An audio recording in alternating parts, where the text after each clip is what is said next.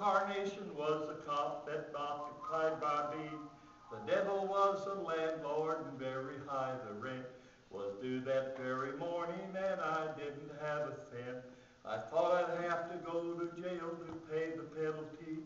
A voice then knocked upon my door, and this he said to me, I see you're in an awful fix, I'll tell you what I'd do. I'd move right off of Crooked Street to Glory Avenue. I'm glad I moved from Crooked Street to Glory Avenue.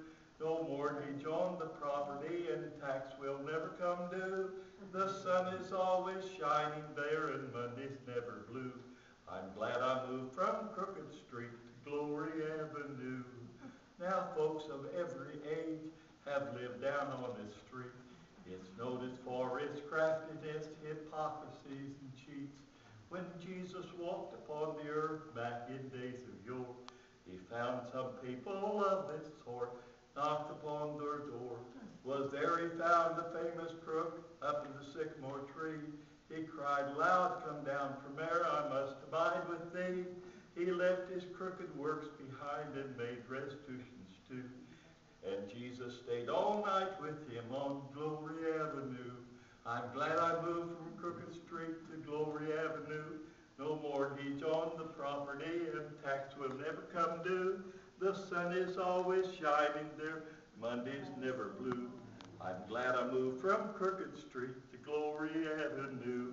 A crooked woman once resided down on Crooked Street. The devil had her doubled up from her nose down to her feet. For 18 years she'd been this way, child of unbelief. Her crooked preachers told her death could only bring relief. But one day Jesus came along and cursed the devils out. Her crooked back was straight again. She began to shout. The devils in the synagogue with anger did turn blue, because one of their children moved to Glory Avenue. I'm glad I moved from Crooked Street to Glory Avenue.